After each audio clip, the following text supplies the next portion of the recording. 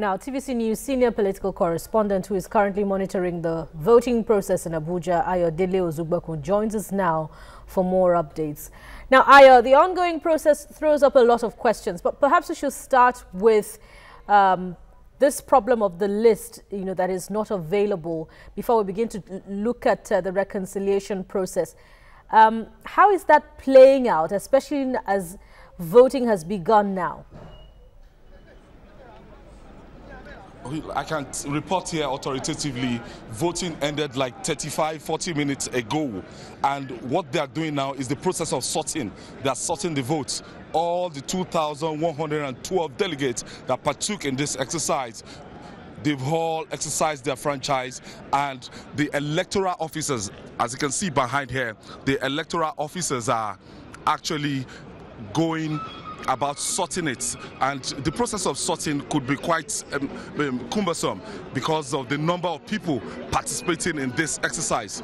So you can see from the visual we have here, they are trying to, from the national chairman to this general secretary, to the legal advisors, to the youth leader, and every other officers that is in this contest. So they are doing this one by one. After they are done with this process of sorting, now we are going to have what's the counting one by one, and before we can think of a result. But we have a kind of breaking news here, because as this convention is rounding off, there are a lot of intrigues and a lot of horse trading. In fact, allegations. Somna Sambo, my colleague that has been on ground here, has something for us. Somna. Yeah. The latest that we have for our viewers right now is that the Professor Tunde Adeniran Campaign Organization, TACO, has formally rejected the outcome of this electoral exercise by the opposition. In spite of the fact that the results are not out yet. Yes. In spite of the fact that the result is not out yet, in their statement, which was read by Taiwo Akeju, the spokesman of the Tunde Adeniran Campaign Organization, he said that the election has been grossly compromised, and that as a result of this, so many of the delegates had a unity list foisted on them, and we want to take a listen to what he actually said so that our viewers can have a clue to what the spokesman said. Grossly compromised to achieve a predetermined end in line with the legal unity list prepared by Governor Wike and Ayodele Fayose and foisted on the entire delegates. Consequently, we submit that this election is a sham, and the result therefrom is unacceptable. We reject it in entirety. We consider this so-called election as a travesty of democracy and due process, which further entrenches the unsomeless culture of impunity that has done a great damage to the entire party, to the party in the past.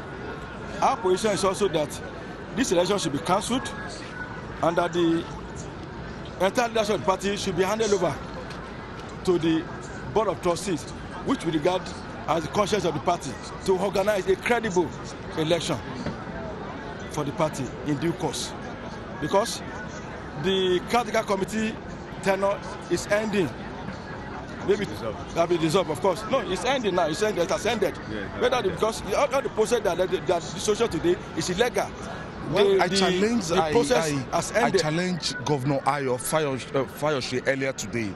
In an interview I had with him earlier, I told him that this is what people are saying, that Governor Ayo Fayose and Nyesom Wike, they have preferred candidates, and the delegates have been influenced to toe this line.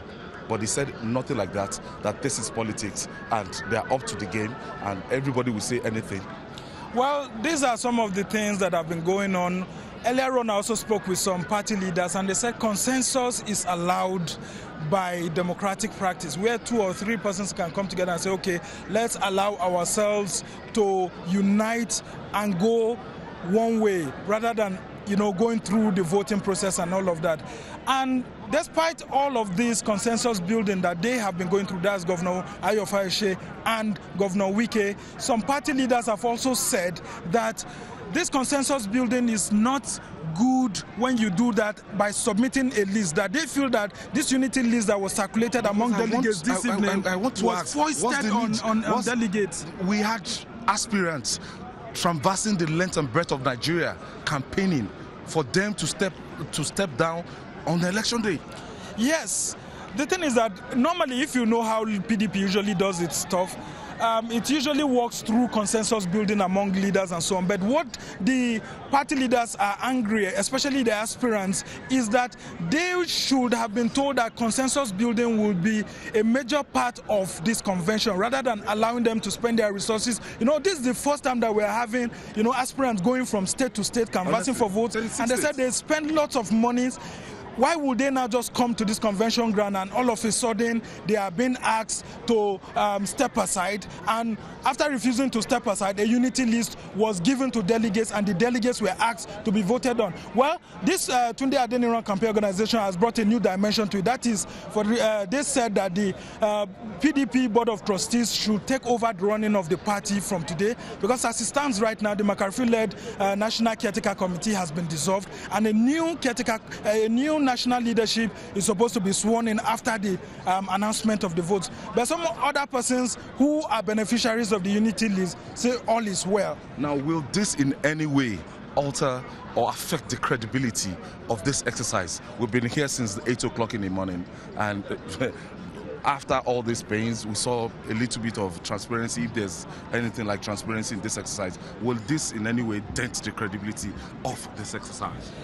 Yes, in a way, the Convention Planning Committee has done a very, very excellent job in the sense that the voting process was well arranged. The delegates list were, well secured, and everybody had access to all these delegates. But here we are as journalists seeing angry aspirants. Most of the aspirants are very angry. We had Raymond Dokpesi, we had a national youth leader that we interviewed, and all of them are saying that the convention should be cancelled at the moment because some governors kept sending this unity list individually to state delegates, urging them to abide by this, and as a result of that, were they induced in any way?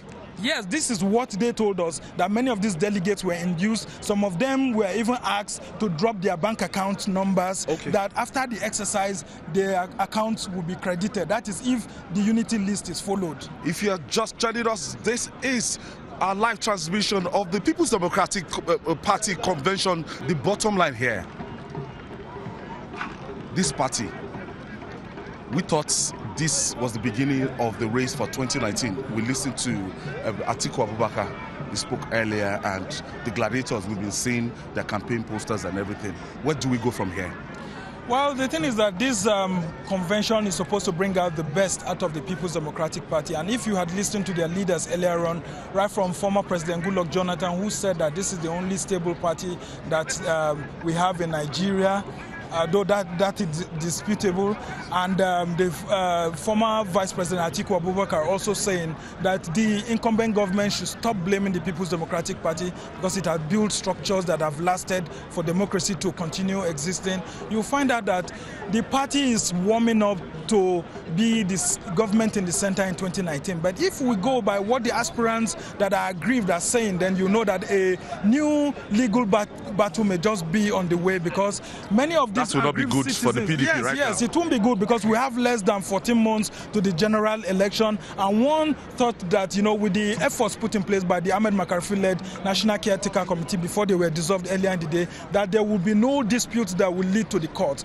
But from what we heard from the likes of Raymond Dokpesi, from the like of Bode George since last night, and from the likes of other, assistant aspirants and all of that, it looks like all is not well. But the thing is that they are all hopeful, just like Governor Dixon said earlier on, there's a reconciliation mechanism. Committee. And he's hopeful that if his committee is given the opportunity to act very well, all of this will be resolved in a family way. Don't forget, they usually pride themselves as a party that loves settling problems, disputes, especially like this, in a family way. So we're all hoping that the PDP will be able to resolve these problems quickly. But the problems are very, very huge. because of the particular number of persons who are involved. Look at Tunde Adeniran with the campaign he took around the country. Look at Bode George. Look at a host of them. It's not easy to just push away these guys and say, look, all is well, or we'll just settle like a family matter.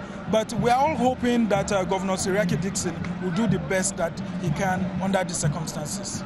I want to thank you, Somna Sambo. We're still here. We're keeping vigil. Anything that will happen here, just the state box now.